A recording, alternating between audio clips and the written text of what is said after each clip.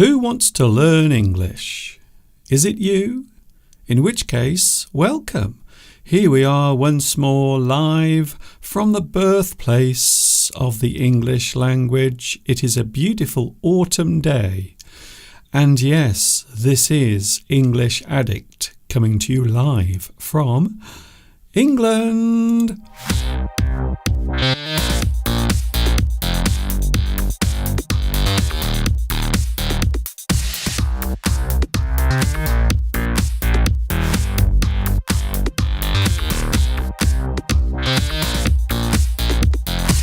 Here we go again.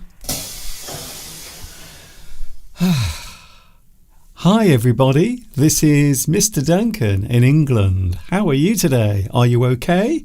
I hope so. Are you feeling happy? Are you in a good mood today? I hope you are feeling good because we are back together again live from the birthplace of the English language.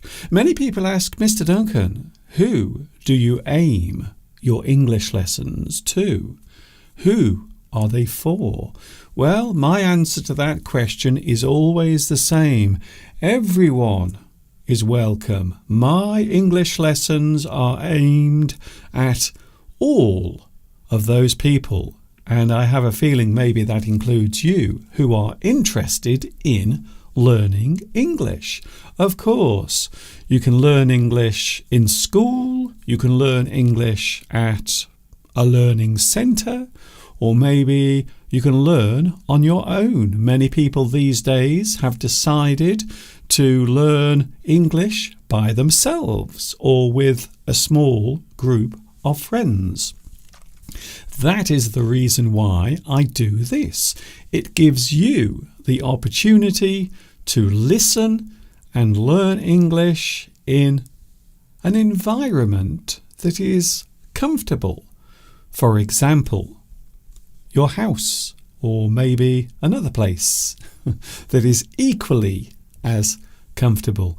Perhaps you like listening to English whilst travelling to work in the morning. Some people like to listen to my English classes when they are travelling from one place to another. And of course, every Sunday you get the chance to join me live on YouTube, which is what we are doing right now. So I hope you are having a good Sunday wherever you are in the world. It is not just me, of course. We also have someone else joining us on the live chat. You know who I'm talking about. He will be with us a little bit later on in around about 26 minutes from now. In fact, I would say around about 22 minutes from now. Oh my goodness, can you wait that long? I wonder. Mr. Steve will be with us a little bit later on with more of his words of wisdom. And of course, we have you out there watching as well. Many things to talk about today. Expressions. Also, we have words beginning with F-O-R. And you might be surprised to find out there are some very unusual and interesting words in the English language that begin with those particular letters.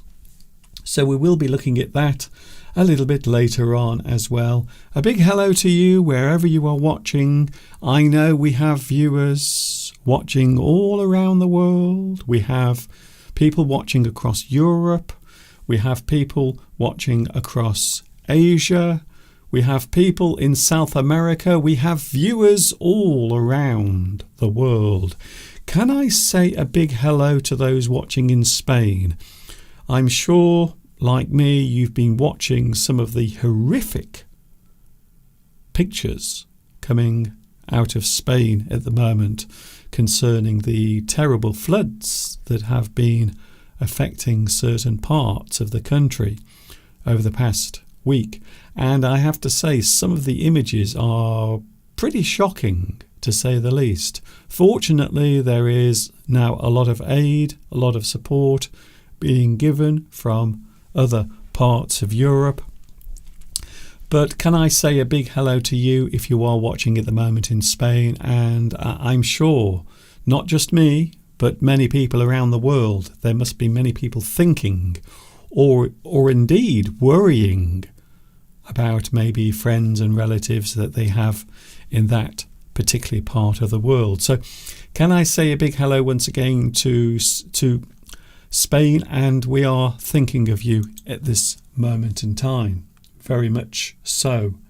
We have the live chat, very busy. You are free to chat, you are free to talk amongst yourselves. Of course, you can also send me a super chat as well. If you have something you want to say, if you have a comment to make, feel free to send a lovely super chat as well. And that would be very, very nice. We are looking at opinions today. We all have opinions. We all have feelings and thoughts about certain things. Maybe something that is happening in your own life. Maybe something that you feel strongly about personally. So we often look at opinions as being things that we feel or think. They are personal things. However, it is also possible to express your opinions as well. And let's face it, in this modern day and age, there are many ways of expressing your opinion. The internet, what an amazing invention. It gives, or it has given, so many people a lot of freedom. Some people might say too much freedom.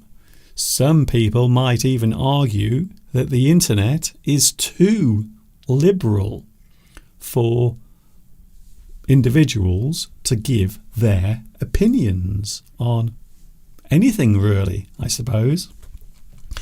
But I think maybe when you think about everything that exists in the world, some of the good stuff and the bad stuff, I think having the freedom to give your opinion is probably the most treasured thing that exists.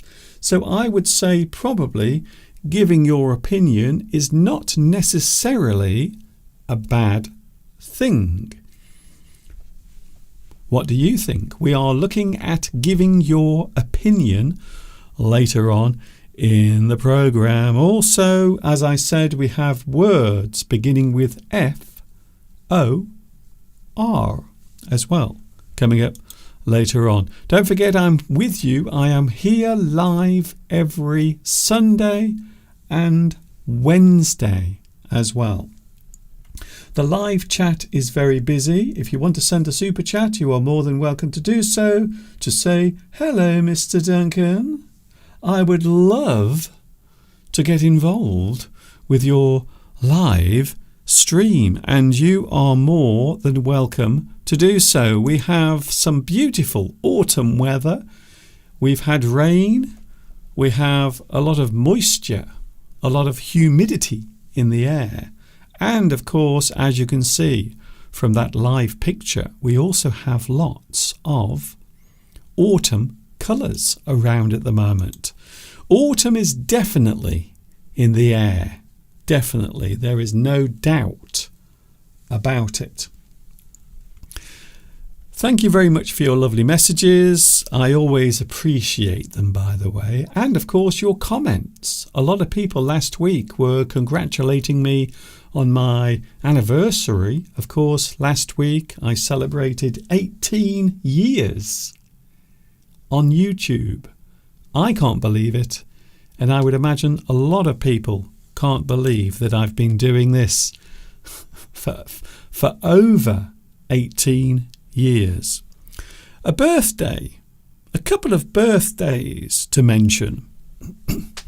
One of my favourite pop singers, whilst growing up as a teenage boy, celebrates his birthday today. Adam Ant Did anyone follow Adam Ant in the early 1980s? He was a huge pop star. Of course, he was English, very popular. All the young teenagers, lots of girls and lots of boys as well, enjoyed his music and also his style.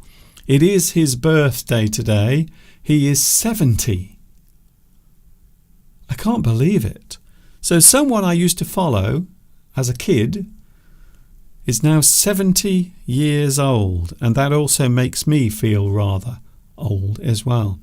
So because it is his birthday today, I suppose I should show the picture that I always show every year. There I am. Oh my goodness. Mr. Duncan, is that you? Yes, it is me. So that is me way back in, I think it must be around 1982. I was 16, almost 17 at the time when that picture was taken. A very long time ago. I know what you're going to do now. You are going to work out on your fingers how old I am right now. I know you're doing that right now. You are going, let's see, 16 in 1982. Let's try and work out how old Mr. Duncan is. So there I am, way back in the early 1980s, emulating my favourite pop star of the time, Adam Ant. Am I ashamed? Am I embarrassed by that photograph? No, not at all. It was great fun, actually. One thing I did do, I used to dress up as him, but also I used to go outside into the street, and some of the girls who lived nearby, they would come round and take photographs of me. So they got rather excited by this, believe it or not. I'm not sure about now. I'm not sure what would happen if I walked around the streets of Much Wenlock dressed like that. I don't know what would happen. And to be honest with you, I probably don't want to find out. It is amazing how time flies by. Also celebrating their birthday today is, well, I will give you a clue. Here I am once again, dressed up as someone else. Can you guess who I am supposed to be in that photograph? So there is a person connected to this particular character, and he would be celebrating his birthday today if he were still alive. Unfortunately, he's no longer with us. But who is that? I will tell you in a couple of moments from now. I will also tell you whose birthday it would have been today. It was, in fact, an actor who used to play the part of Sherlock Holmes on television. An actor called, or his name was Jeremy Brett, and he played the part of Sherlock Holmes. Of course, Arthur Conan Doyle was the creator of Sherlock Holmes, a very popular character. Many people over the years have portrayed the part of Sherlock Holmes, including the actor I just mentioned, Jeremy Brett. He played the part of him for many, many years. In fact, he was so involved in playing the part of Sherlock Holmes, he almost became the character in his real life. In fact, it's one of those rare occasions where a person almost gives everything to their art or everything to their performance, and some might say even their life. So celebrating his birthday today, the actor Jeremy Brett, who famously played Sherlock Holmes. I have a feeling that is not a good interpretation of Sherlock Holmes, for which I apologise. There are a lot of people who take these things incredibly seriously. They really do. They take it very seriously indeed. It is nice to see so many people here today on the live chat. Thank you for joining me. If you want to send me a super chat, you are more than welcome to do so. Here is an interesting word. In fact, I think we are going to look at two interesting words that are used a lot in different areas of English speech, especially when we are talking about economics, which might seem strange, but you will see why I mention that in a few moments from now. The words we are going to look at are inflate and deflate. To inflate and deflate.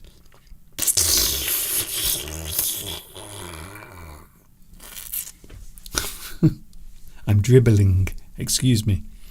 So first of all, the word deflate. The word deflate is used to show the decrease or the reduction of something. So if you deflate something, you are making something reduce in size. It is getting smaller in volume or mass. So the word deflate is used to show a decrease or reduction in the size of something. The volume or mass of something is reduced. You deflate something. You make that thing less dense. You deflate it to make something smaller in size. The word deflate means to decrease in size or amount. So you are making something smaller, you are making it less. To make something shrink. Now there is an interesting word, the word shrink. It is not an easy word to say, shrink. To shrink is to reduce in size. Deflate, get smaller. To make something shrink or reduce is deflate. For example, you might deflate a beach ball. To deflate a tyre. You let the air out of a certain thing. Something that is filled with air. You release or let out the air. The word deflate describes the action of removing air from an inflatable object. Something that you fill with air. You remove the air, you deflate that thing. You release the air from a certain object, such as a ball. The word deflate can describe the action of disappointing or causing someone to feel sad. You might deflate a person's emotions or deflate their excitement. So in this sense, we are using the word deflate figuratively. We are using it as a figurative word to show that we are making a person feel sad. Something might deflate a person. You might feel deflated about something. Something that makes you feel sad or unhappy. You can say that you feel deflated. You feel sad because of something.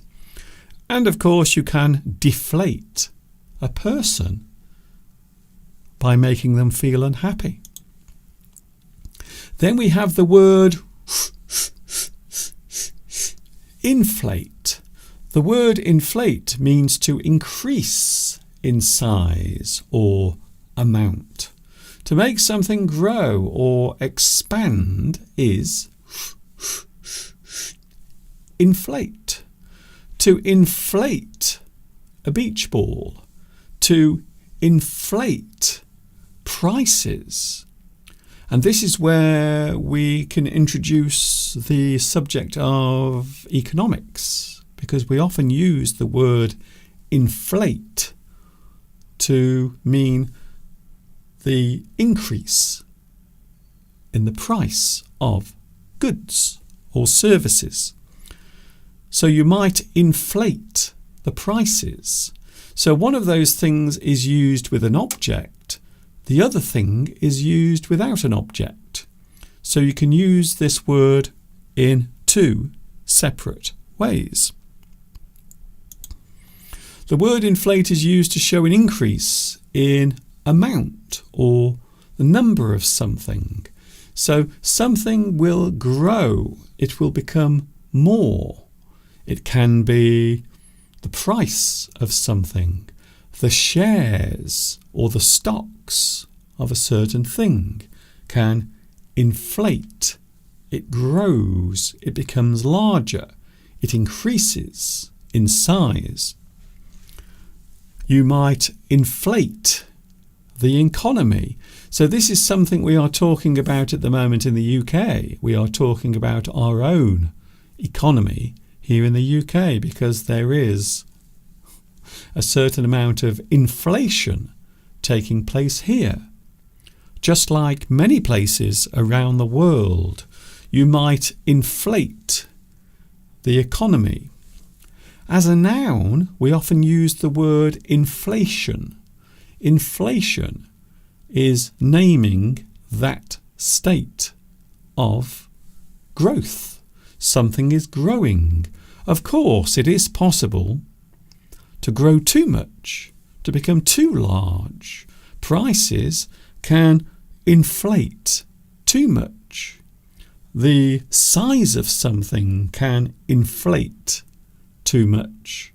So quite often we use the word inflation in a negative way or a way of describing the action of something growing at a fast rate, especially when we are talking about economics. Perhaps later on I will ask Mr. Steve about this, because Steve knows all of these things, you see. Steve is very interested in stocks and shares and things like that.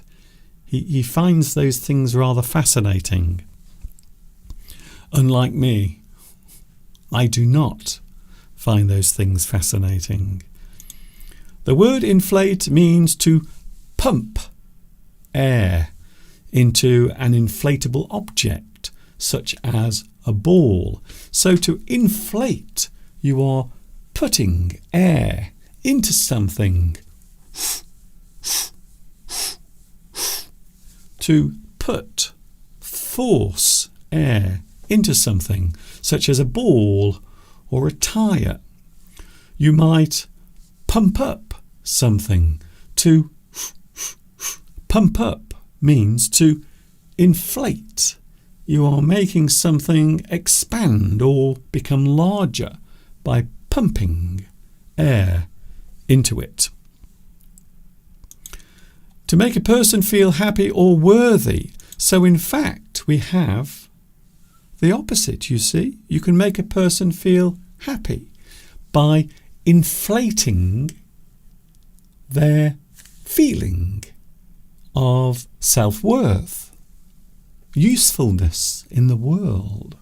To make a person feel happy or worthy is to inflate their ego, to inflate a person's confidence. You say something to someone, you do something that makes a person feel better about themselves. You inflate their self-worth. You inflate their confidence, which is quite nice, really. And there we have a phrase, his kind words inflated my self-confidence. And I think that is a lovely thing to do. I hope my English lessons will help to inflate your confidence when it comes to learning English. I really do.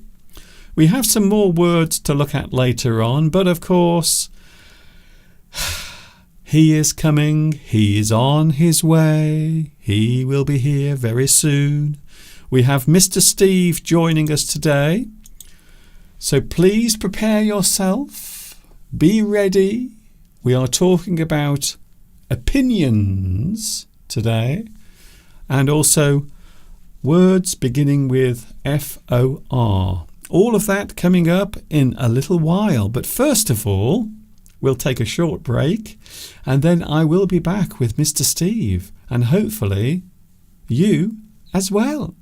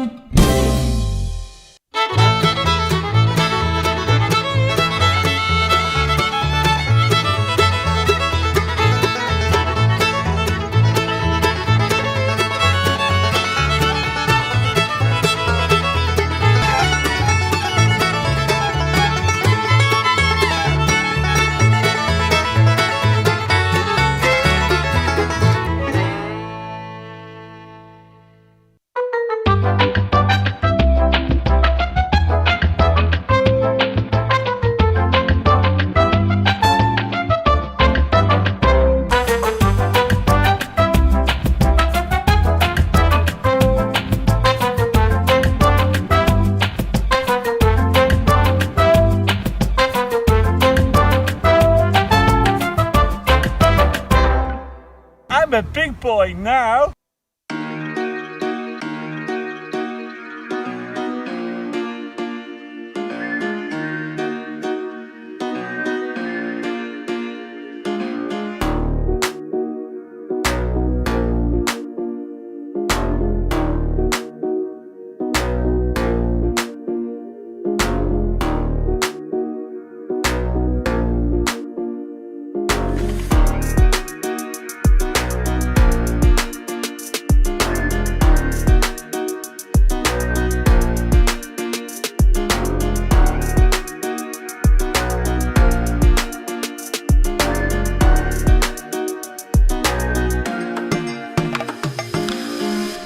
English Addict is with you today, and we are live from England.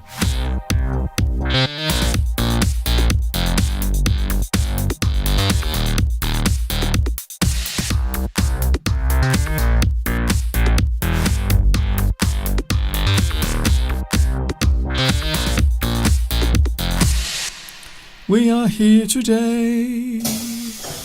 We also have a new month as well. I didn't mention the fact that we do have a new month as well. November has arrived after a very busy October. All I can say is I am pleased that November will be a relaxed, quiet month with nothing happening, nothing going on. Everything will be peaceful and relaxed, I think. Talking of a person who is peaceful and relaxed, here he comes. It is the man himself, the one, the only, the super duper. It's Mr. Steve. Hello, here we are again. It's Sunday. Mind you, I was here on Thursday. So it feels like I'm working quite hard for this channel, Mr. Duncan. You are? At the moment. Twice in a week. Mm. Yeah, welcome to everybody. Hello from me. And we're going to have fun today, hopefully, learning some English. Yes. And it's good to be here again and to see you all. And, well, I can't see you, but you know what I mean. To interact with you here on the lives. I'm a bit cold today, Mr. Duncan. I thought I'll put something, a bit warmer on today. It's quite a chilly day. As you say, we're now into November. Yes. And it feels like November. Every month, when you live in a country where there are defined seasons, spring, summer, winter, autumn, then you every month has a certain feel, and November has that certain feel. November is, to me, always associated with thick cloud, not very much light, rain, bonfire night, cold. Yes. All bonfire nights, which of course we celebrate here in the UK. Guy Fawkes, which is this week on the 5th of November. It's always got that feeling of sort of damp, cold feeling. The leaves have come off the trees. And so that's what we're into now, that sort of feeling of the month of November. Yes. A lot of people seem to think that on the 5th of November, everything will be going up into flames. Because, of course, we have Guy Fawkes Night, a tradition that we do here in this country. And we commemorate the attempt by Guy Fawkes and all of those gunpowder plotters to blow up the Houses of Parliament. Yes. So we often commemorate that. In fact, we always do on the 5th of November with a big firework display and also a bonfire as well. And some people will burn an effigy, a likeness of Guy Fawkes on top of the bonfire. So it should be interesting. I think a lot of fireworks will be going off on Tuesday, both real and figurative. It used to be great fun as a child. We would have a big bonfire in the garden. Everybody did in the area.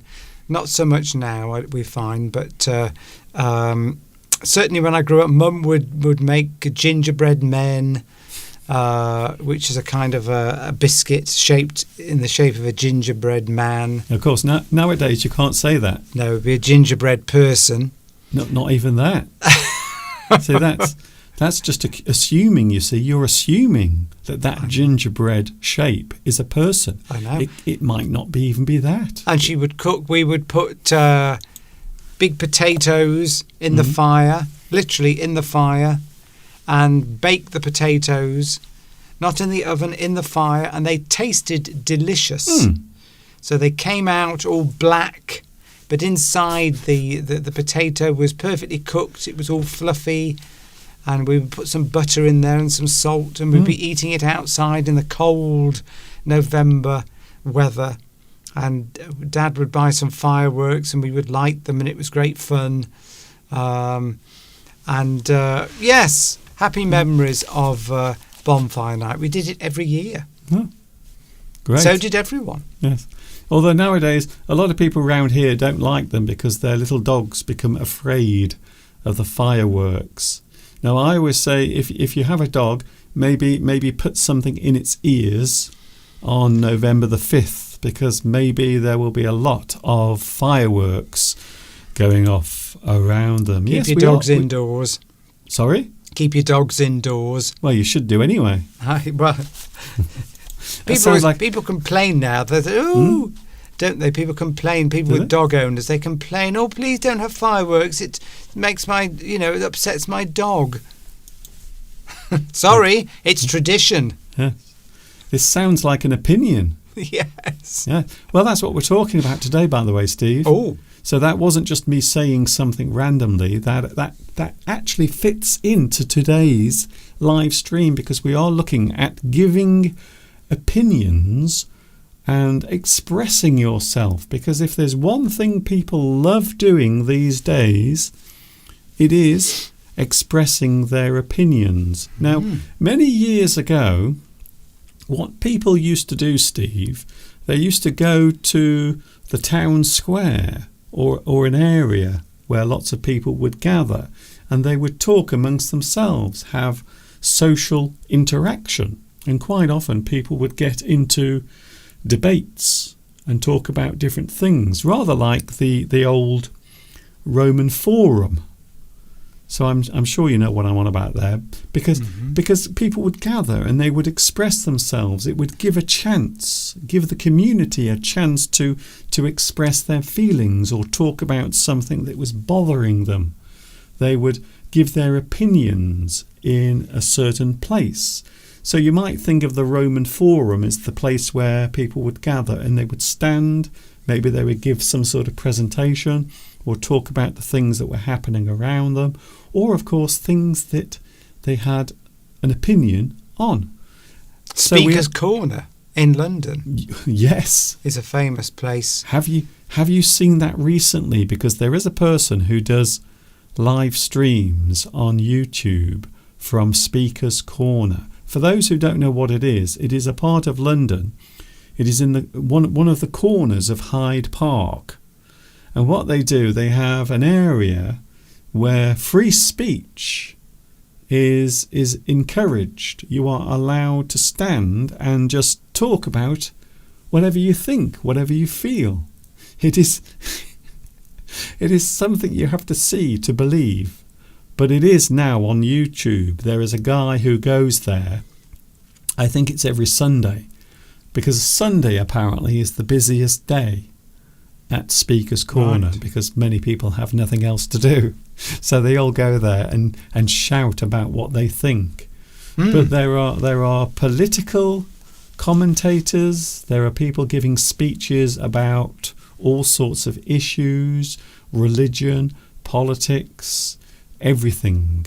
Mainly religion, to be honest. It has kind of been taken over by all of the, I want to say religious crazes, but they are some slightly deranged people there, and there is trouble there sometimes, but it is an interesting thing.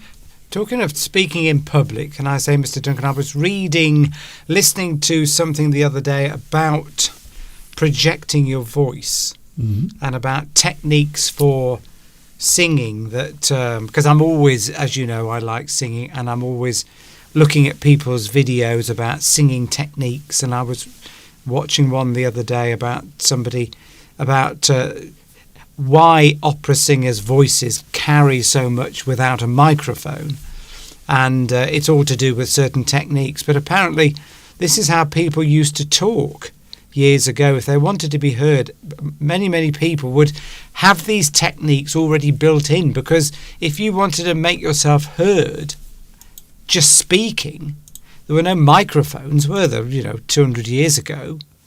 Then you had to learn how to project your voice.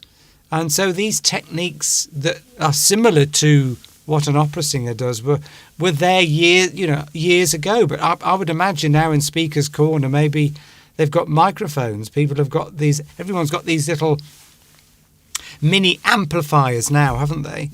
And most of them, I tell you what, most of them use, Steve. They still use the old bullhorn. Do they? That is still one of the most effective ways of being heard, because you can transport it very easily.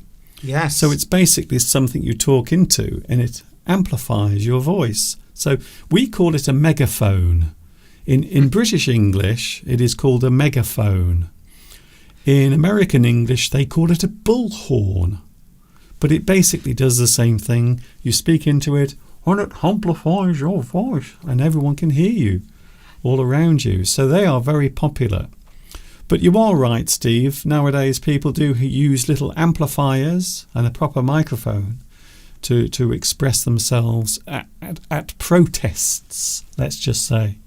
And there have been quite a few. But I would say that Speaker's Corner in London is a very interesting place because it is, I would say it is the emblem of what I suppose we would describe as democracy or some sort of democratic right to express your feelings.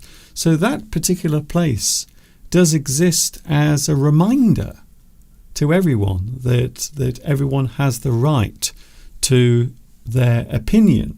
You might say that that's the same thing that's happening at the moment on Twitter.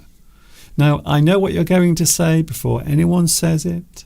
I know it's not called Twitter anymore, but I don't know a single person who calls it X.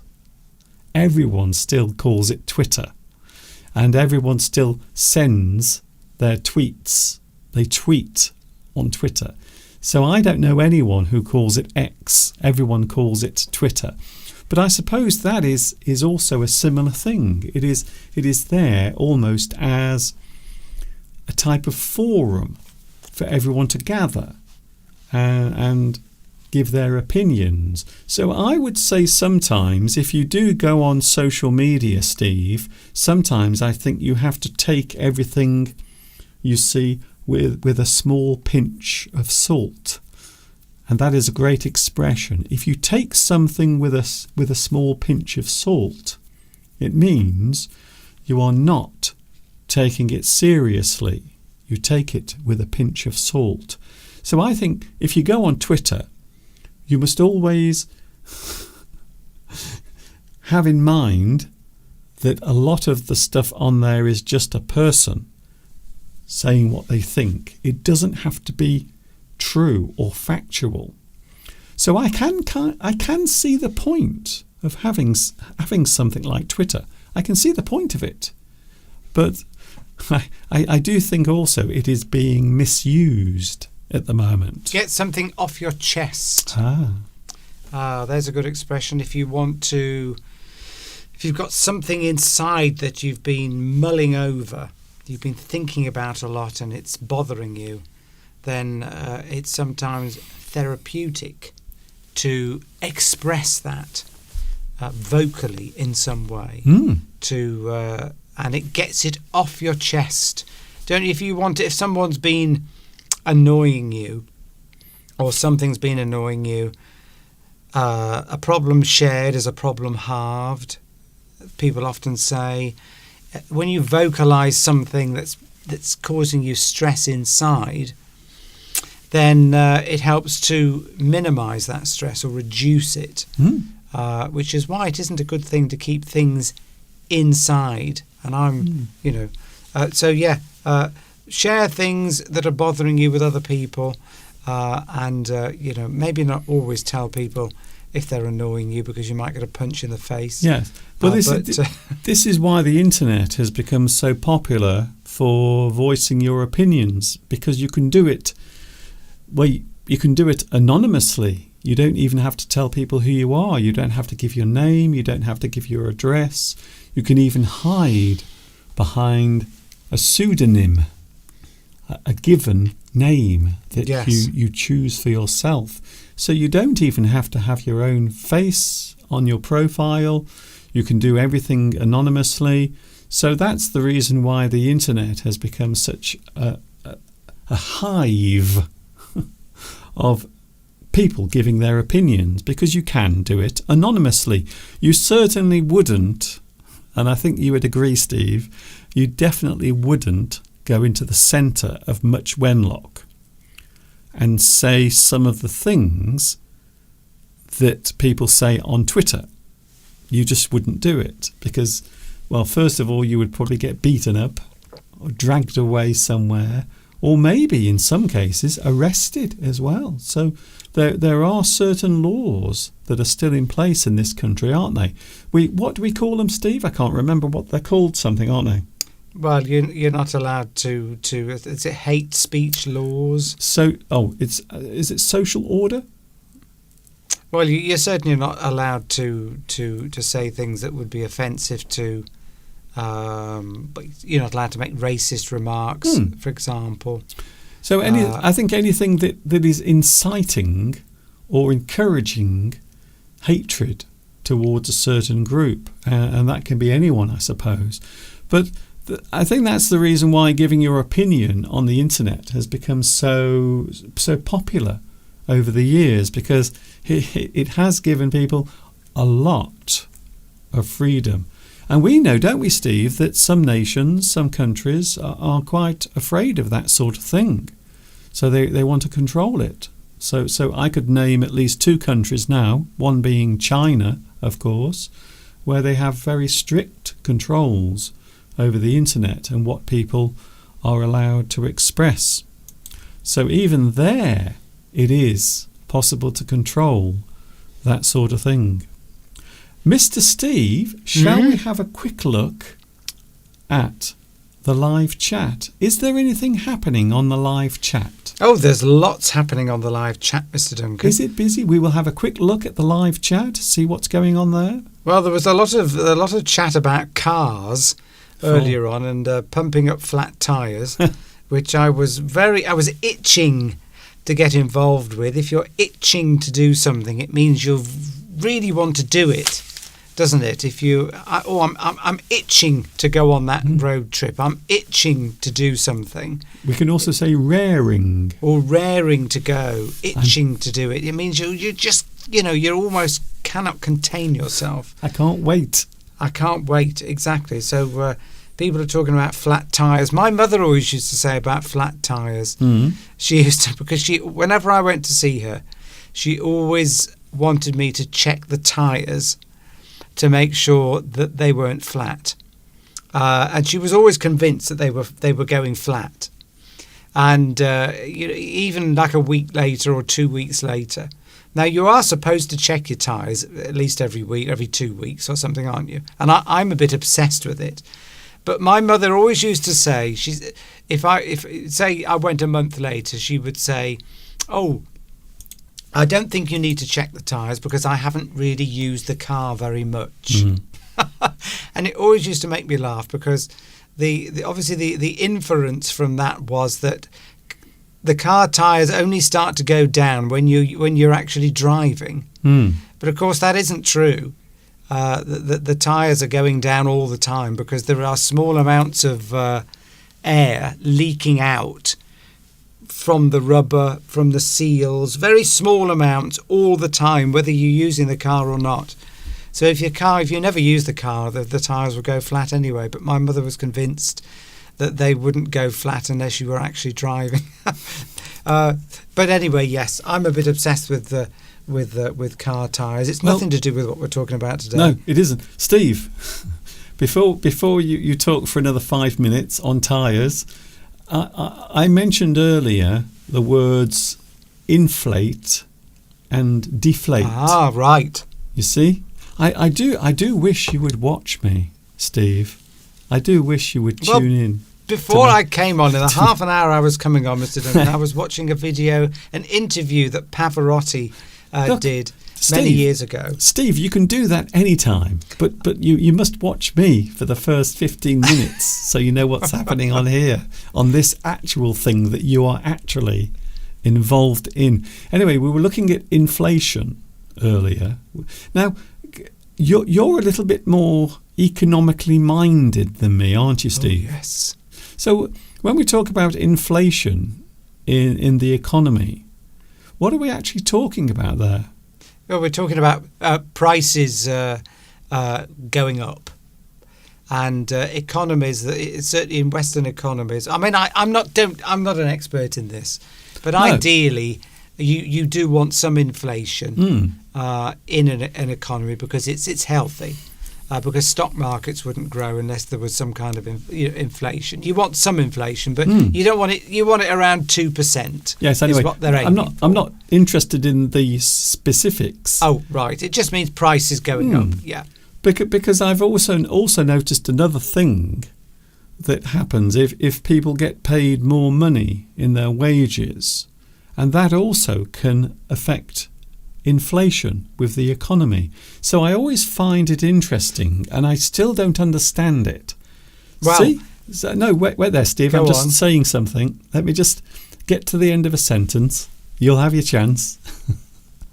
I always find it interesting how certain things that don't seem related can also affect inflation or the price of things. That is the part that I've never understood. My brain doesn't work very well when it comes to numbers and mathematics. So I've always been curious why, when other things happen in society, not necessarily economically, it can also affect the price of things as well. I remember we were talking earlier about the 1970s, weren't we, Steve? Yes. Earlier, away from the live stream, the price of things went sky high in the 1970s. Everything became really, really expensive, and that was because of inflation, wasn't it? Yes, a lot of things were going on in the 1970s, particularly in the UK. We had a Labour government that upset the money markets by borrowing too much money, so that put the price of borrowing up, which of course is expensive for everybody. But there is this debate, and of course there were the oil crisis that happened in the 70s, which put the price of petrol up.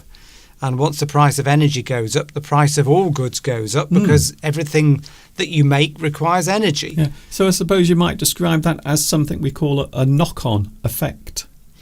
Yes. So yeah, there were all sorts of things that were politically going on in the 1970s, which resulted in restriction of oil supplies from the Gulf states, which were trying to punish us at the time. Okay, Steve, we're not here to we won't get into that, but Well, I'm not after opinions. I'm just after. Well, not an opinion. That's a fact. Why? That is actual fact. That so is things what happened, can things can be a knock-on. So one thing happens, and it has a knock-on effect to something else, rather like dominoes falling like that. So one thing can affect another thing. That's always one I've been interested in, how all of that happens. Because I even now, as I'm talking about it to you, I still don't quite understand it. Well, I don't fully understand it.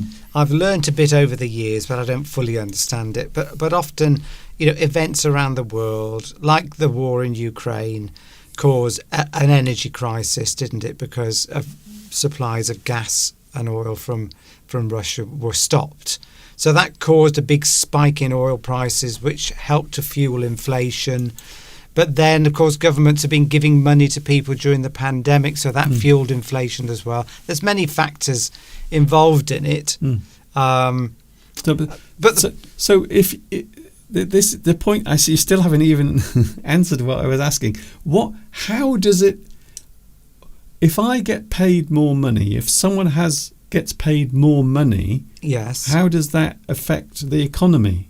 Well, you see that's a good point, because I've never understood that. You can't give people more money because inflation will increase, and I've never.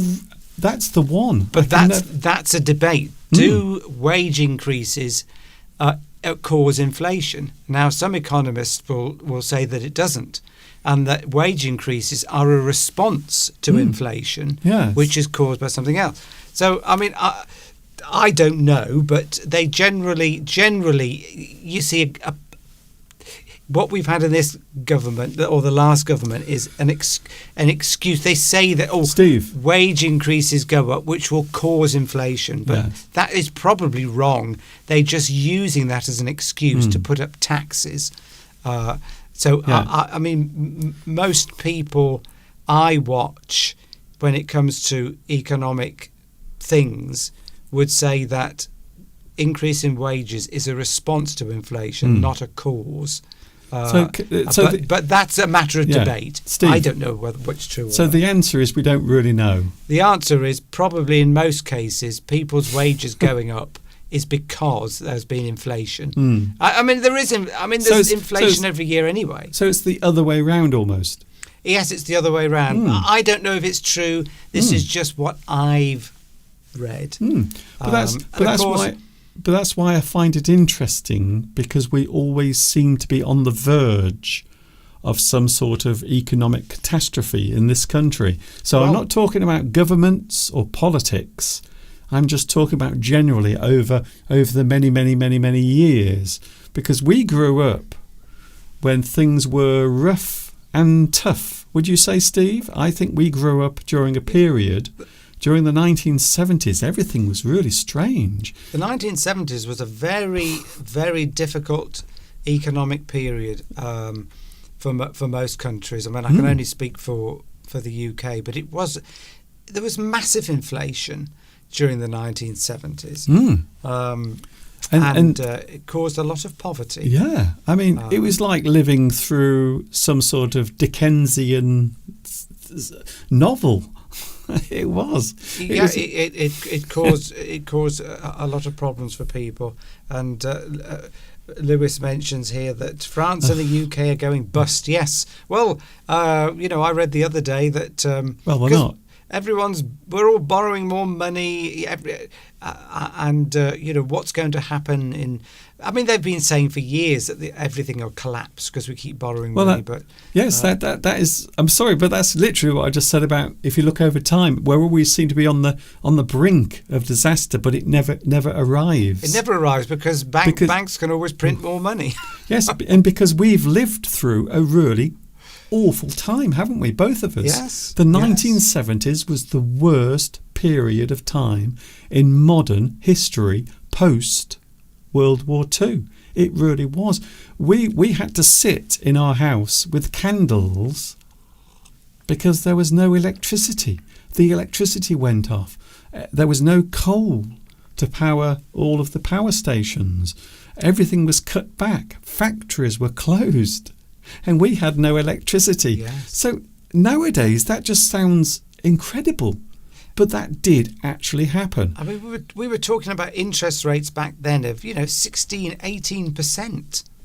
So if you were a business wanting to borrow money, it was a dreadful time. Or if you had a mortgage. I mean, I remember when I got my first mortgage back in the 1980s. Even then, the interest rate was around 12%. I mean, that's if you applied an interest rate of 12% now on people's mortgages, nobody would be able to get a mortgage. Now, am I right or wrong? In the 70s, the mid-70s, inflation or the increase was something like, was it 50 or 60% or something ridiculous, wasn't it? Not in this country, but I mean, we know we've got friends on the live chat here who live in other countries where inflation can be at 40% a year.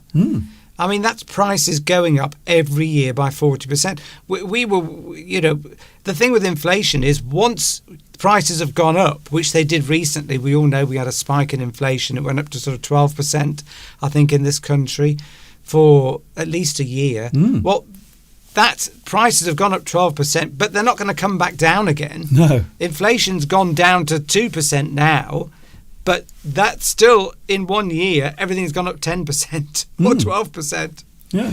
It doesn't come back down again. No.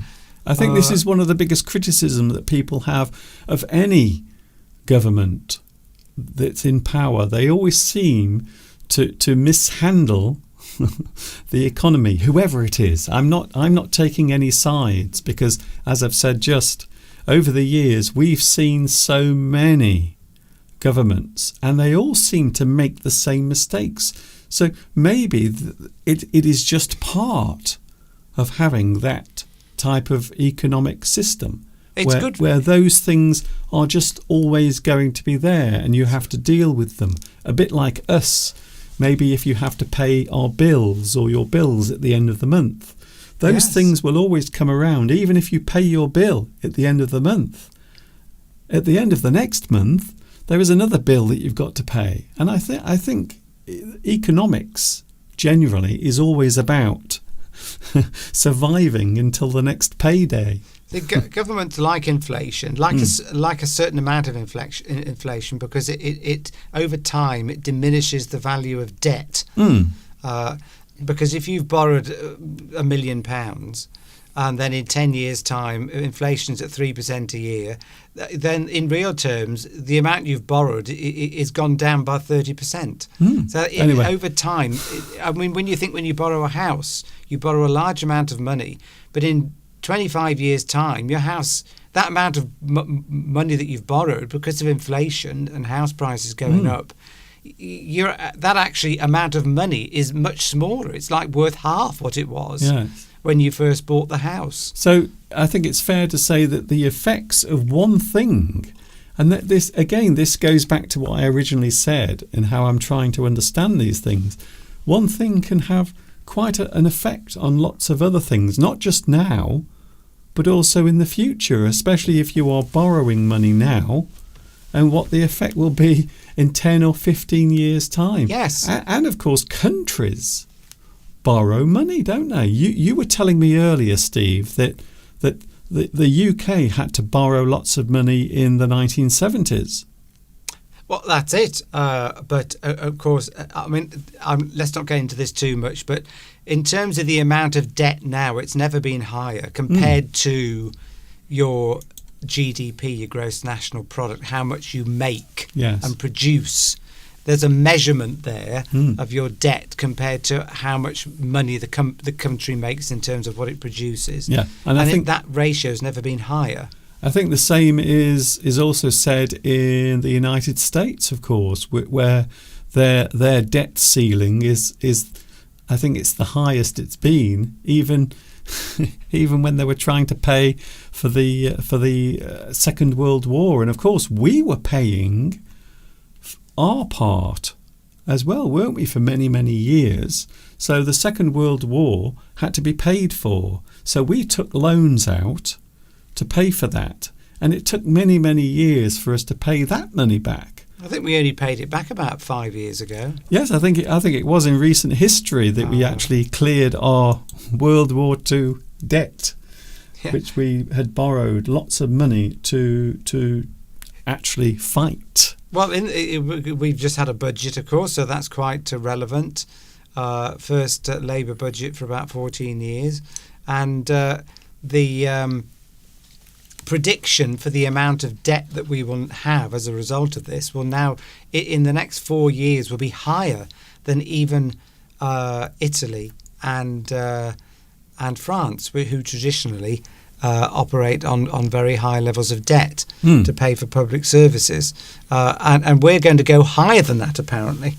So comments from Lewis about us being nearly bankrupt. Of course, in reality, there's always a fix somewhere round the corner. So we'll just have to wait and see. That's it. Well, my point is still the same.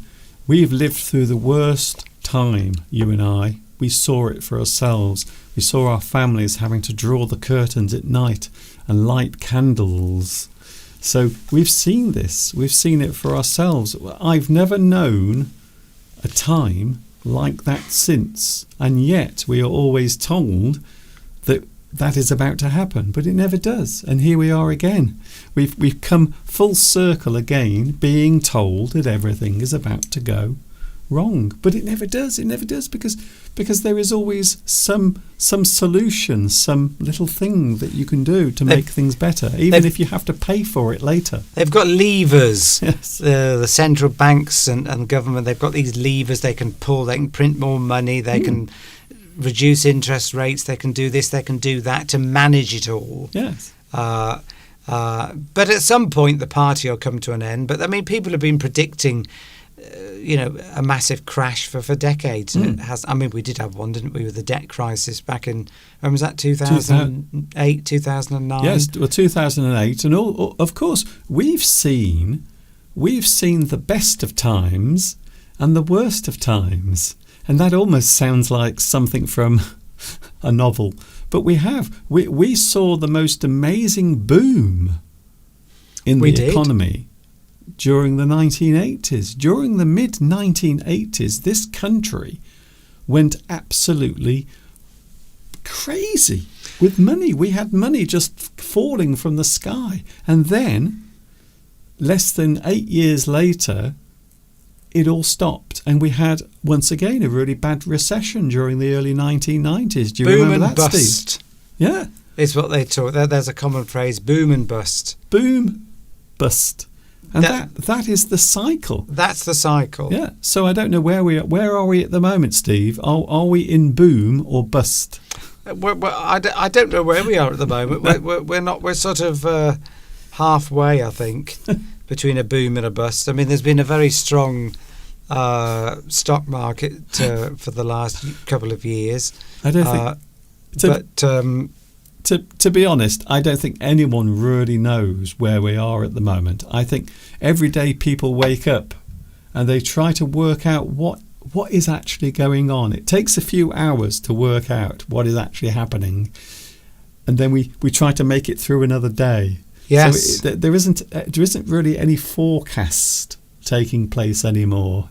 We're kind of just making it up as we go along. So that definitely has changed over the years. Anyway, a big subject, but I couldn't resist mentioning it, Steve, because we talked about inflation earlier on, words to do with making something larger or including your tyres. or smaller.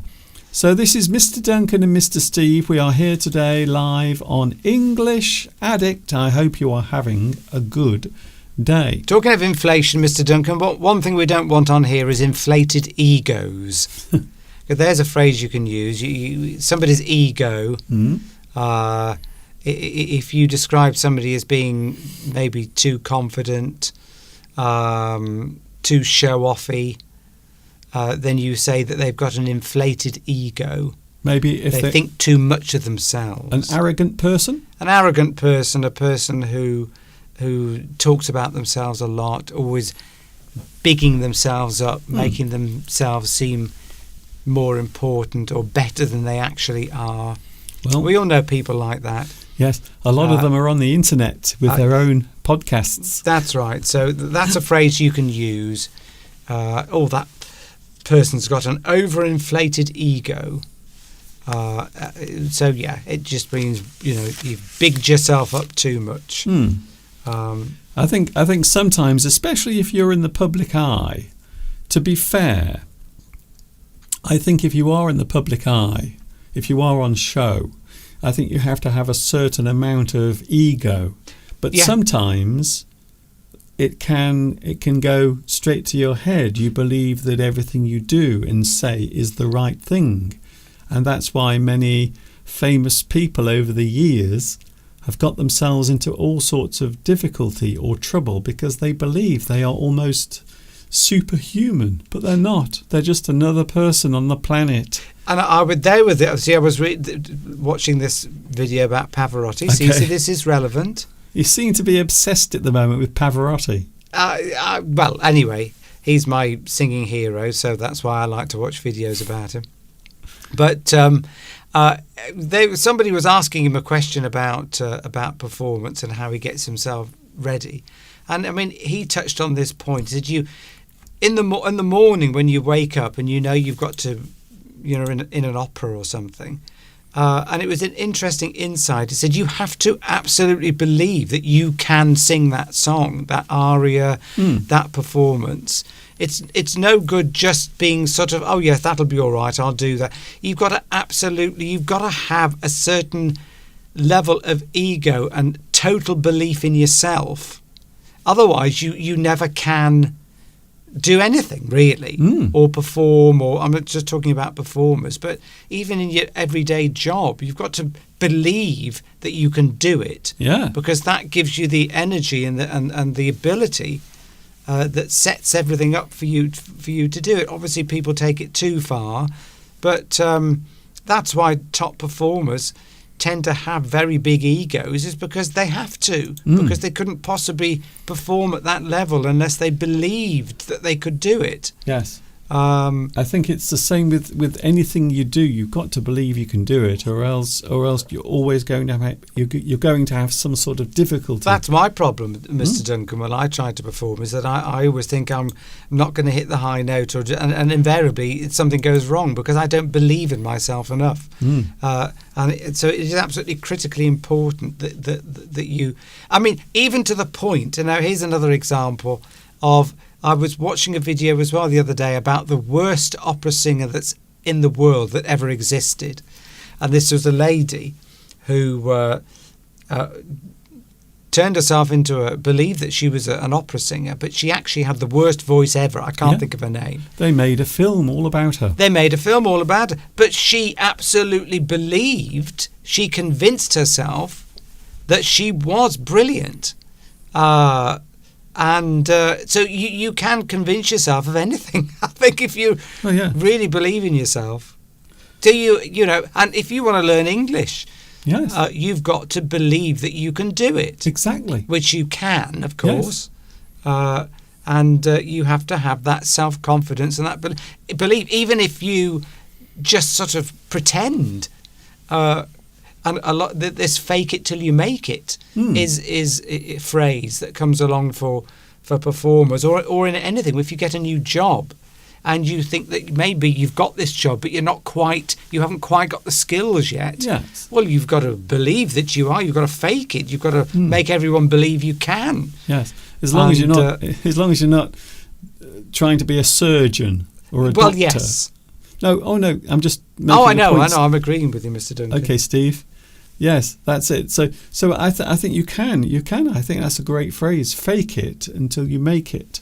So there are things you can pursue, and you put all of your energy into it, all of yourself into it, and you will find that many people who have become successful in their life started out with that fire burning inside them. So I think it is very true. Just like Doc Brown said, Dr. Emmett Brown said in Back to the Future, you can do anything if you put your mind to it. You can do anything. The future is not written.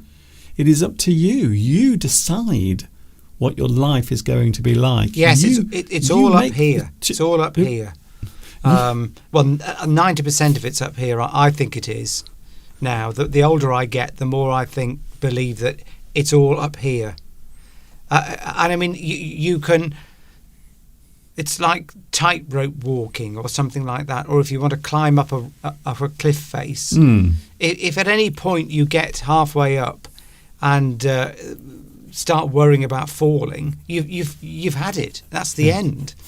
Whereas if you were to believe all the way that you could make it to the top, in anything, in business, in climbing a rock face, and unless you believe you can do it, then you're going to fail. Yes. It's as simple as that. I think so.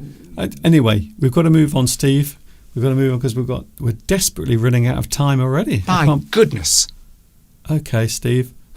I can't believe that we've been here for an hour and 15 minutes. Now, here's another interesting phrase that I've been hearing quite a lot recently.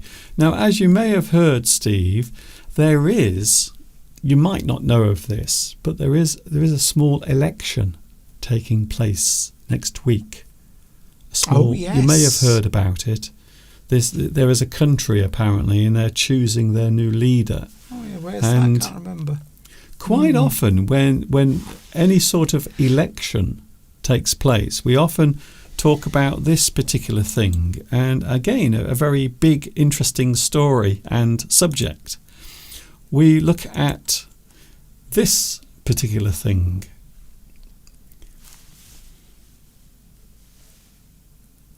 Right. Oh, demographics. Yes. So demographics. I wondered where you'd gone then. You were forcing me to look at the screen then. Yes. Well, that's why it's there. It's there for you to look at. The demographics, Mr. Steve. Demographics, we often talk about demographics. It's certain periods of time. And at the moment, because of the big presidential election taking place in the United States, a lot of people are concerned with demographics. And I found that word quite intriguing, and I heard it used so many times over the past 2 or 3 days. The statistical data of a population, especially those showing average age, income and education, amongst other things as well that are often included. So I did find this word rather interesting because it does seem to come around normally during a certain period of time where decisions by the population is being made in some sort of way. Maybe we can describe demographics, or a demographic study is done so as to analyse a population and its general ways of living. Now, how do you see this word, Mr. Steve, when you talk about demographics? Have you ever seen this used in other areas? Not really. Yes, it tends to be. Well, it's looked at by people to show the mix of the population. Well, in business. Right. Okay. Yes, in business. Yes. Yeah. So businesses will maybe want to find out if their product is attractive to.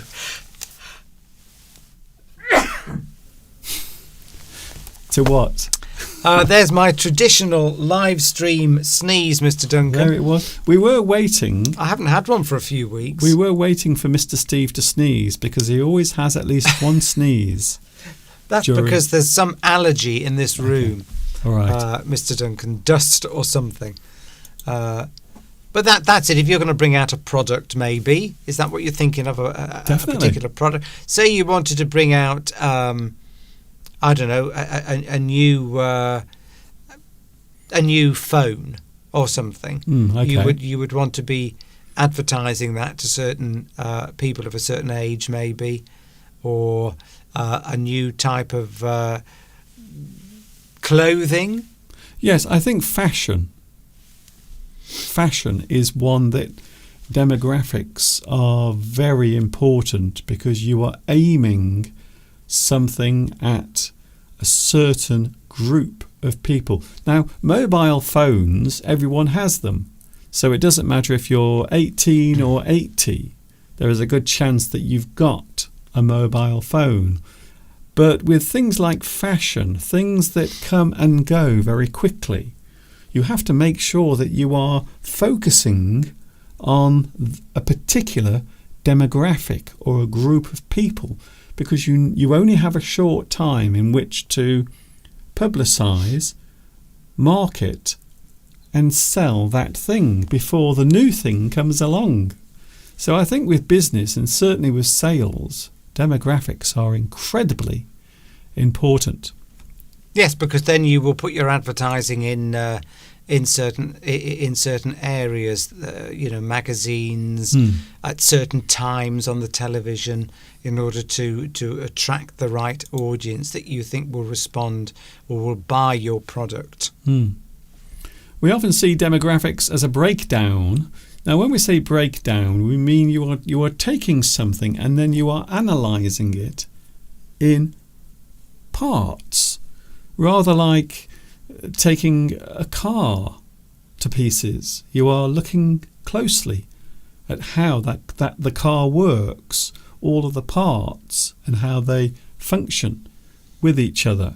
So a breakdown of the aspects of a population or a society.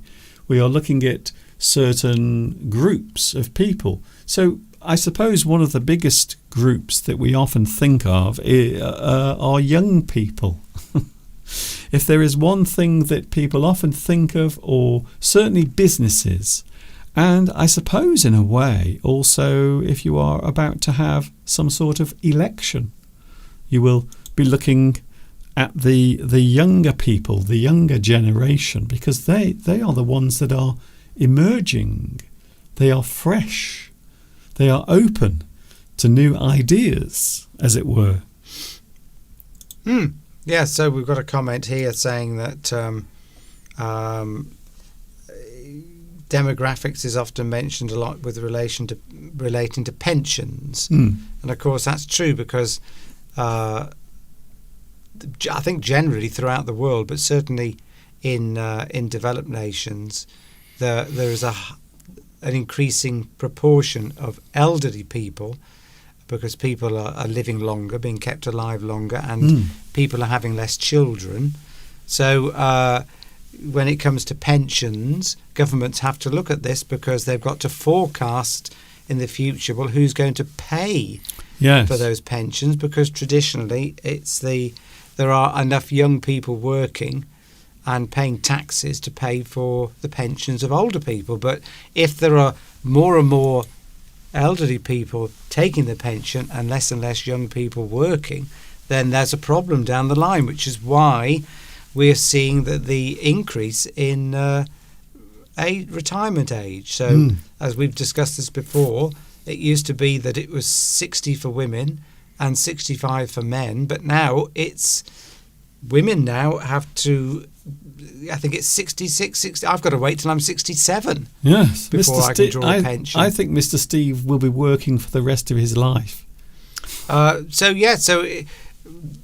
a very good point that Nitram has made there, that governments have to constantly look at this because they have to forecast costs in the future for pensions, and I think it's a serious aspect all over the world, certainly in developed nations. So we often look at certain age groups, certainly the young.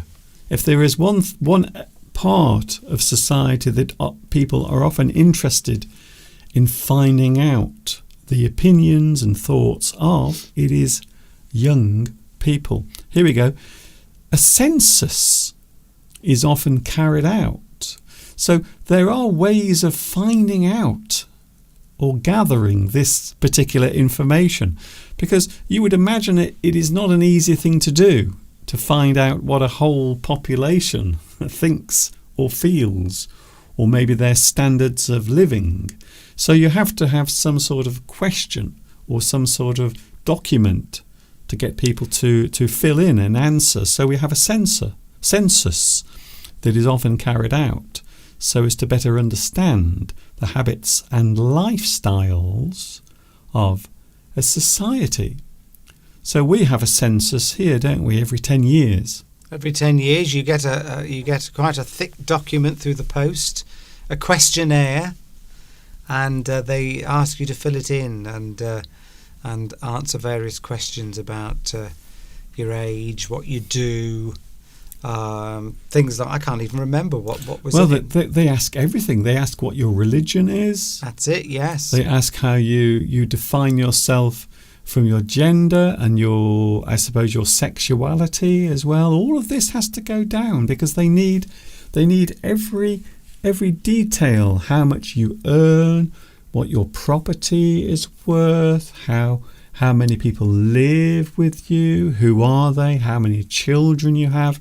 So all of this information is gathered, and they try to get a picture of the nation based on all of those different types of habits, lifestyles. That helps them to plan financially for the future of the country. But yes, I don't know. Yeah, it'll be interesting to know how they use that data, but it must be for sort of forward planning. Definitely. For things like pensions. So when we look schooling, that sort of thing. When we look at demographics, we analyse certain things. We analyse specific things, including behaviour.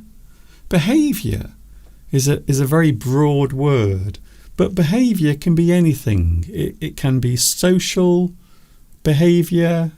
How often do you go out? How much money do you normally spend when you go out? Where do you like to visit? So behaviour can be anything. How much time do you spend at home? How much TV do you watch? How many times do you buy your groceries? All of that. Your habits as well. We can think of many habits that can help the economy and also to gather information. I suppose you might also say a person's health. I haven't put that there, you see. That's the reason why I haven't mentioned health. But I think health and habits are two things that could actually go together quite strongly, because quite often your habits will determine your health. There are many habits you can have that might have some sort of impact on your health. Of course, we have wealth, Mr. Steve. How wealthy a person is, how much money they have coming in. Are you rich or are you a YouTuber? That should be the choice these days. They should say, are you wealthy or are you on YouTube? Well, yes. My answer is the latter, unfortunately. Also, your family, how many people in the family? Of course, we have no kids, so ours is very easy to answer, very easy, but some people have children. Are you divorced? Are you married? Have you already had a marriage and now you are separated? So there are many types of demographics in that particular situation. We've had age already, haven't we, Steve? Age, younger people, middle-aged, and of course the elderly. Yeah. Occupations. Now I find this one very interesting, occupations. When you think about it, we often take occupations and we put them into categories, don't we, Steve? Occupations. Into categories, yeah. Yes, I mean in this country we used to say blue collar workers, or is that what you mean? Yes, that definitely. I don't know how I don't think they use those phrases anymore. We don't hear it, but white collar workers and blue collar workers, yes, because it's got an association of class with it. Well, it's about how you work. If you're working in industry or in a factory, those sorts of jobs. So you're in the service industry. You are working in a factory or a foundry. And let's face it, many years ago we did have quite a big industry with steel, coal, cars. We had all of that, didn't we, Steve? Yes, most of our industry now is well, most of the things we buy come from other countries now, predominantly so China. If you worked in a particular industry, you would often be labelled as a blue collar worker. Yes, if you were in a sort of a manual job. Yeah, and if you worked in a professional field, a solicitor, a doctor, or maybe in an office, you were a director of a company, or you were in some sort of management position, you would be white collar. So those two things were often used as a division between the types of jobs. But these days, and you're right, Steve, you are right, I don't think we like to use that anymore, because there are so many types of profession now. Everything has spread out. So it's very hard to actually say what a person's job is. What about my job? What do? I have no idea, by the way, what I do. I don't know how I describe this to anyone. Yes, the phrase which comes up a lot now and was used in the recent election in this country was the term working class. So yes, we don't tend to use blue collar and white collar workers. That used to be used, certainly when I grew up, but they just tend to refer to anybody that pays taxes now as working class. But that term has changed slightly over the years, because working class used to describe people, when we started talking of classes, it used to describe people that were in the lower classes. Yes. If you were described as working class, it used to refer to people who were blue-collar workers, really, that did lots of manual jobs, worked on the land, that sort of thing. But now working class really applies to anybody that pays taxes, Which is everyone. which is anybody that works, really. But although I would say, yeah, I think that term still has a bit of a class association with it. Working, because see, my father, when we grew up, my father was sort of in management. He would never have described himself as working class, whereas somebody who works in a factory, he would have said that they were working class. He wouldn't describe himself as working class, even though he was working, because you've got the word class after it. Yeah. So, but that is because if there's one thing we are obsessed with, and I think this is a cultural thing as well, being British and certainly being English, if there is one thing we are obsessed with in this country, it is class. yeah, And from that point of view, we are talking about wealth. It's not connected to your job. It's not connected to what you do for a living. It is how much money you have. It's become very simple. It's a very simplistic way of looking at things now. And so you're right, Steve. I think everyone is working class. Even if you are a wealthy industrialist, you still have to go to work. You still have to do something. You still have to pay tax. So you are still working class. But you can remove the word class and just say you are working. So if you work, if you earn money and you pay tax, you are working. So it is us, the English. We are still, even in this day and age, I would say that we are still obsessed with class, aren't we? yes, not so much as when I grew up. I think it's sort of, you don't really hear it talked about as much as certainly when I grew up in the 70s. Oh, yes. Where there were more divisions then between sort of working class, middle class and upper class, were the three sort of classes that we used to have. The middle class, but of course over the years as the country's got richer, more and more people have moved into the middle class Yes, area. and we're kind of muddying everything though. I know, but That because we don't really see those levels anymore. We No. just see rich and poor nowadays. You're right, Mr. Duncan. It's all about money now. Yes. There is no class system in this country. It is, have you got money or have you got no money? You have money or you have no money. There isn't an in between anymore. And this is one of the reasons. And that there is some sense and logic into what I'm saying here. Is people do have to always express themselves through their money, whatever it is. We say this quite often, don't we, Steve? Whenever you meet someone, the first thing they tell us, the first thing they want to talk about is something they've bought, a holiday they've been on, something they've paid a lot of money for. They can't stop themselves. So No. that is a completely different thing altogether. That is no longer about class.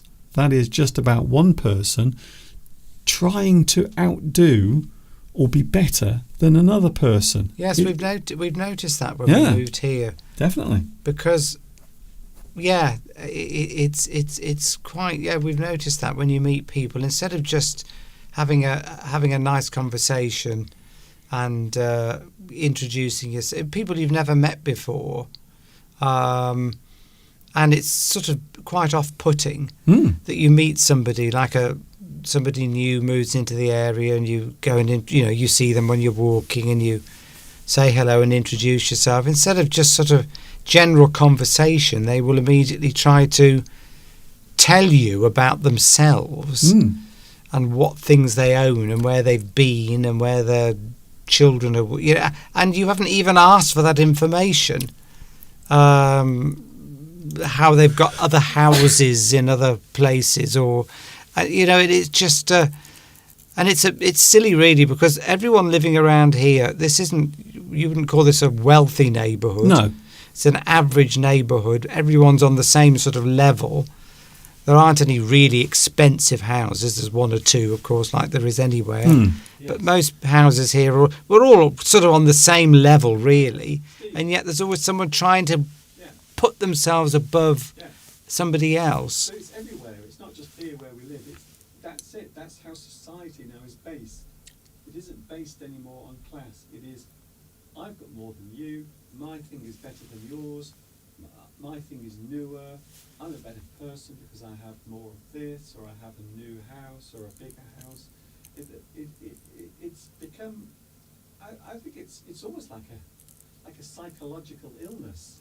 But we go out now into society. It's almost like a battle that's constantly taking place. But again, it can be a drive. It can be a drive to improve your lot. There's a phrase, quite an old-fashioned phrase. Yeah. I just realised my microphone was switched off because I had a little sneeze. Right. I don't know if you noticed, but what I was saying is when you go out, it's almost like a psychological thing.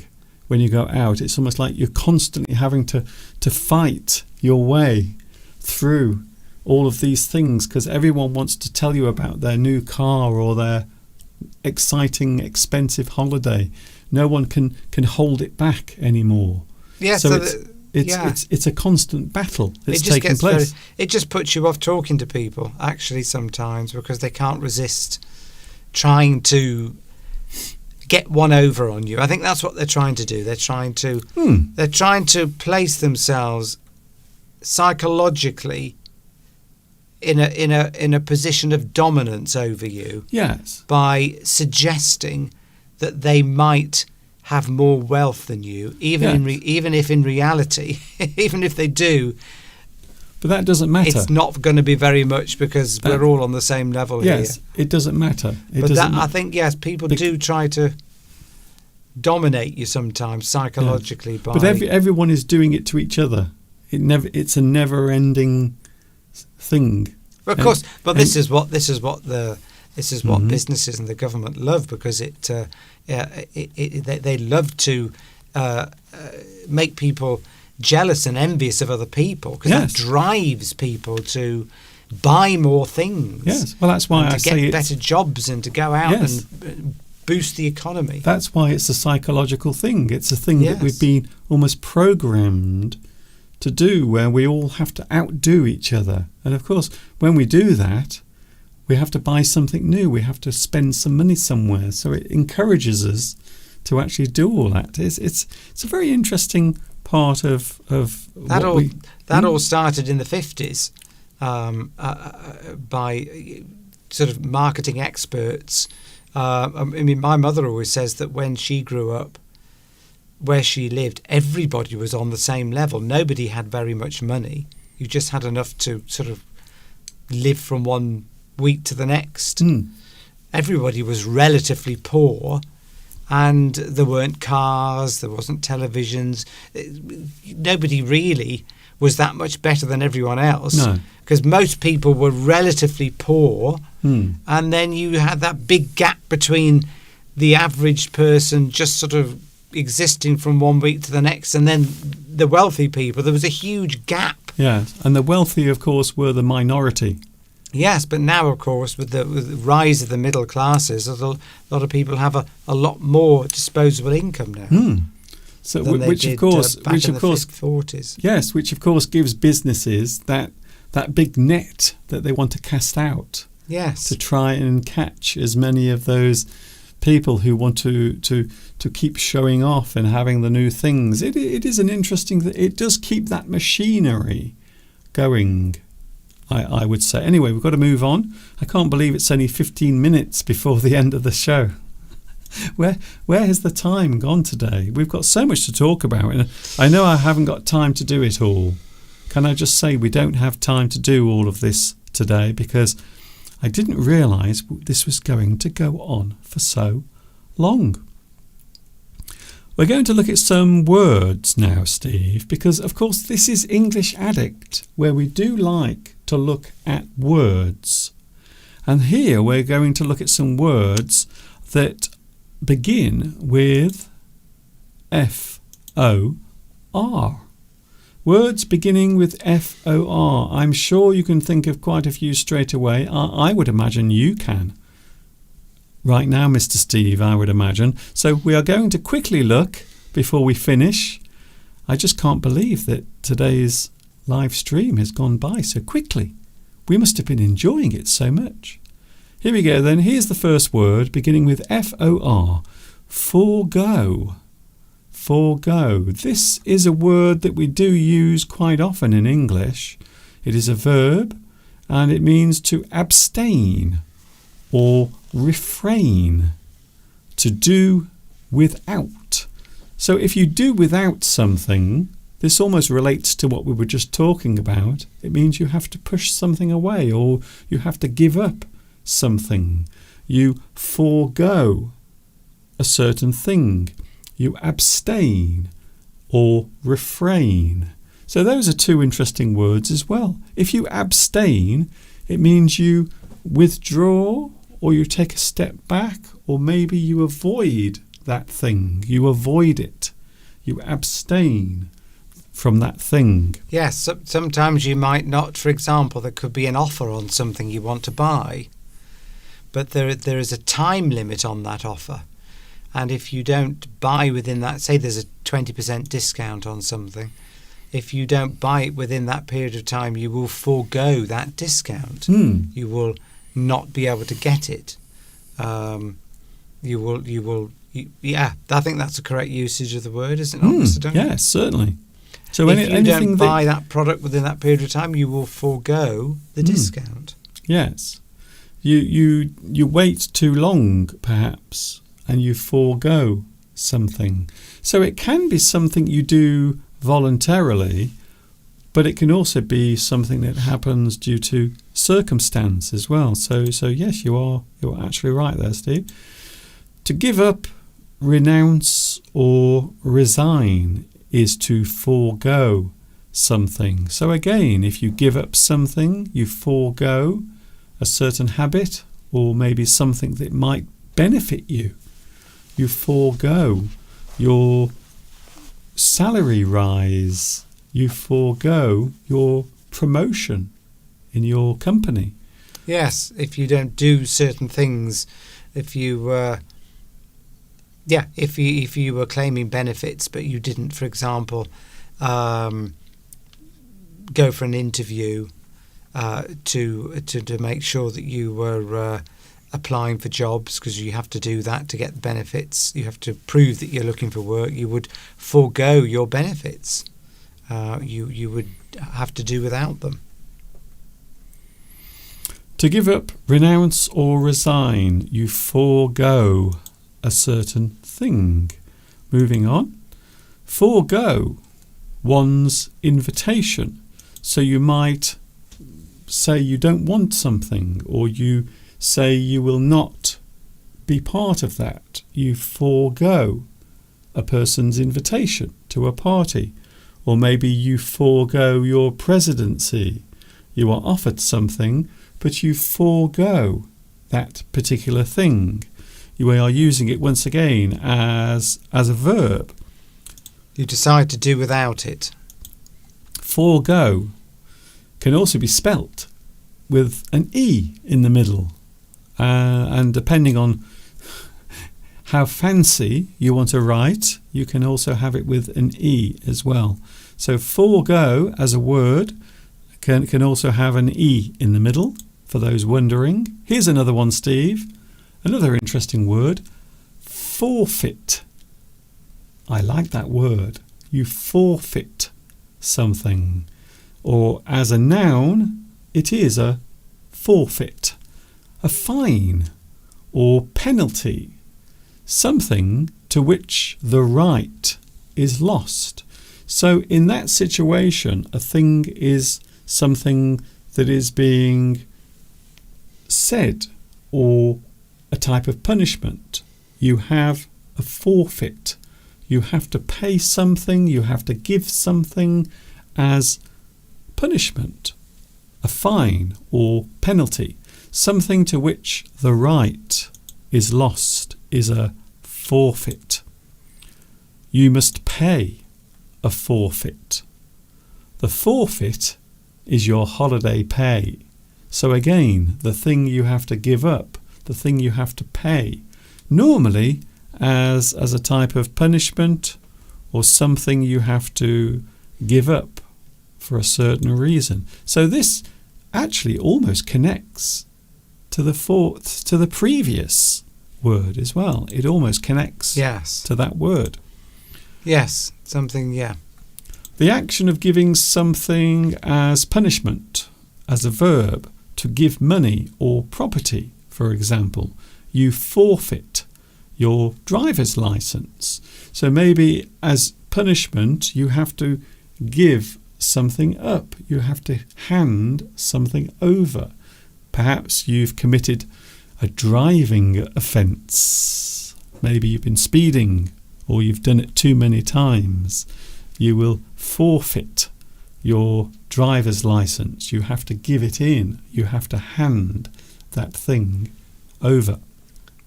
Yes, if you forego something, it means you're not getting something. But to forfeit means you actually have to pay. It's actually going to cost you something, isn't it? So there's a slight difference between those two words, I think, there. There's normally some sort of loss. Yes, there's some kind of like you have to. It's often. So it's sometimes used in a joking way.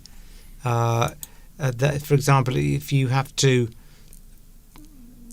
if you want to get into a party, for example, somebody might say you've got to pay a forfeit to go in, so you might have to pay some, as a joke. But yes, the implication is that you've got to give up something or pay something in order to move forward on whatever it is you're doing. Definitely, and also as a type of fine or punishment. Yes, for doing something. Also, to surrender your driver's license. So you surrender something, you forfeit that particular thing. So we are using this as a synonym. To surrender something, to forfeit something as a verb. You hand over a £100 fine, for example. That is what you have to give. You forfeit that particular amount of money. You might have to relinquish something. Now there is a great word. You relinquish something. You forfeit that thing. You might have to hand over your weapon. You relinquish your weapon. Maybe if you work for the police force and you are leaving, you must relinquish your weapon. Here's another one, Steve. Now this is just for you. I've chosen this word especially for Mr. Steve. Well, I hope you enjoy. Forte. I'm rolling my R's there. Forte. For no particular reason, because we wouldn't normally do that in English. No. Forte. But it does come from Italian. Right, yes. So it is. It actually is an Italian word. And it's also used in music. So as a noun, a person's strong ability or talent is often described as their forte, a person's strong suit or skill. So in this particular use, the word suit is the thing, your strength or your ability. So something that is part of you is your suit, one's strong suit or skill, an ability that you have. That particular thing is your forte. You might ask a person, what is your forte? That means, what is your strongest skill, your best attribute, quite often involving an ability, some sort of skill that you have, something you are able to do. So quite often we will use the word forte in that particular sense. Of course, Mr. Steve. Yes, that's it. So just before you move on, Mr. Duncan, I was going to say, so what's your forte, Mr. Duncan? What would you say is your forte? Your My biggest forte? strength, your biggest ability? I think communication, There we go. expressing myself. I've always enjoyed it. I've always enjoyed talking. I've always wanted to have a job where communication was there. Maybe some sort of job where I could show myself and almost perform in a way. So many years ago, I became involved in sales training, and then I became interested in teaching, and all of that grew over time. I always wanted to be a radio presenter, so I think communication, that sort of thing, and also performing in that sense. A bit like Mr. Steve, I think you are a good performer as well. Yeah, so we've all got our own individual strengths, which you would describe as your forte. And yeah, exactly. So yes, so you were then moving on to music, which yes, it means strong in that sense. When it's used in music, it means strong. And in Portuguese, says Lewis, that also means strong. Forte means strong. And in music, it means strong. As in, it's all related. What are your strengths? Forte, what is your strength? Mr. Duncan, it's teaching English. So it's all related. Yes, it just means that if you're singing, you would see the abbreviation F or even double F, very strong, very loud. It usually means loud in music. So you sing loud or you play loud. So in this sense, we can use it as a noun, an adverb, or an adjective. So in music, a strong musical note, and as Steve just said, you normally strike that note louder or with more force, a note that is played or struck hard, quite often associated with the piano, of course. So in fact, you often hear the word forte used when describing a piano. Yes, the piano forte. It's often called that as its long name. Yes. So you are hitting that note. You are really putting emphasis on that particular thing. You might say the same thing about speech, although we don't normally use the word forte as a verb when we are speaking. But I think it should be used like that. Fortissimo is the full. That's the abbreviated form for loud in music, but the full term would be fortissimo. And it's usually describing a passage of music, not necessarily one note. Because if you want to play one note loudly in music, there's an accent that you put over that note. But usually when you see forte or F in music, it means for that period of time until they tell you to do something else, you will sing loudly during that passage of music or play loudly on the piano. And of course it does come from Italian to do something with strength in a strong way. So it does connect quite well. So that's all we have time for that, because I still can't believe that this has gone by so quickly. We didn't even manage to get to the big issue, which of course is opinions, even though we did talk about it briefly at the start of Mr. Steve and myself when we started talking to each other today. We did briefly discuss that. But of course, opinions are flying around everywhere at the moment because there is a big election taking place in the United States. A lot of people getting excited, some people getting angry, but everyone has an opinion about something. So we might actually go back to that subject properly, because I do have some things that I've planned for that subject. So we might cover that, Mr. Steve, next Sunday. Right, that's a good one. You might find that next week People might have a lot of opinions about many things. So we will see what happens there.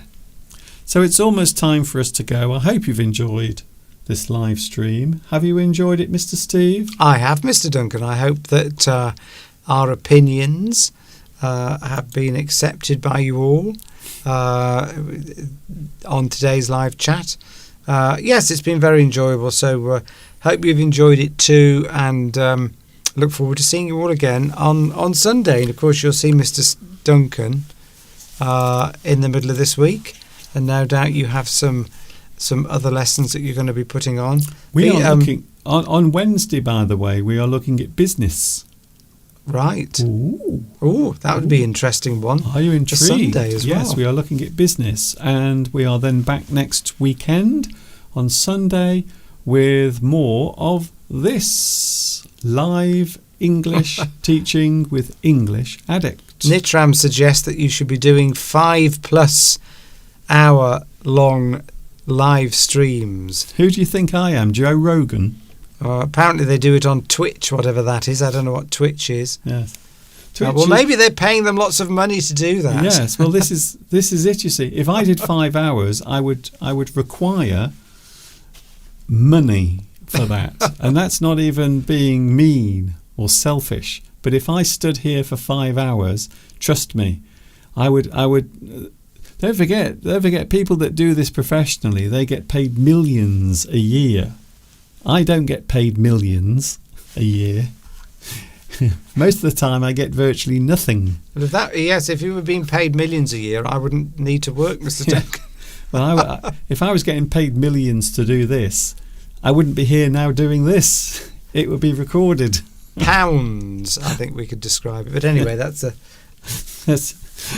lovely to be here, and I hope you've all enjoyed it. I have, and see you all again next week. Thank you, Mr. Steve. That, of course, is Mr. Steve. There he goes.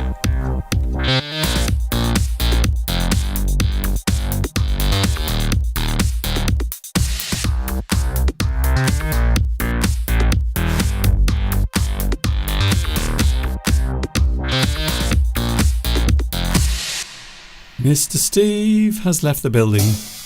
Well, he hasn't actually left the building.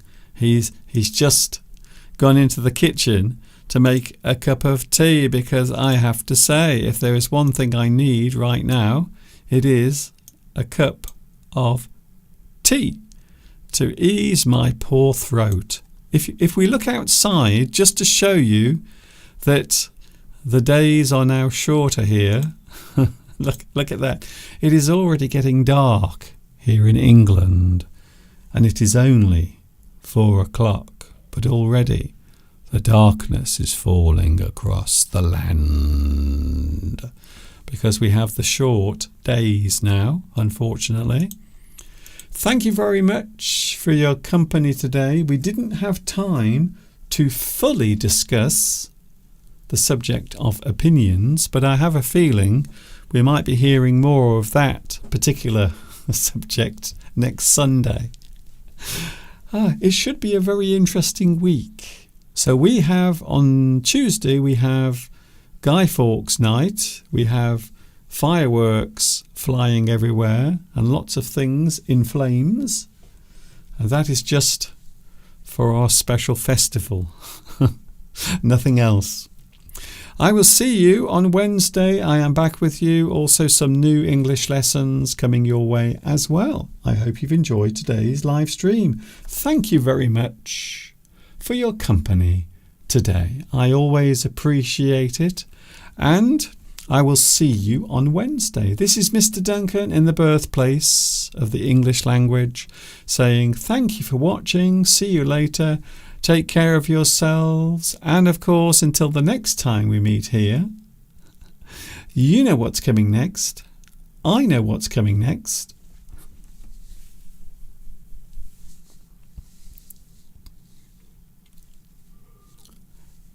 Ta-ta for now. Stay calm. Stay relaxed. Don't get too excited.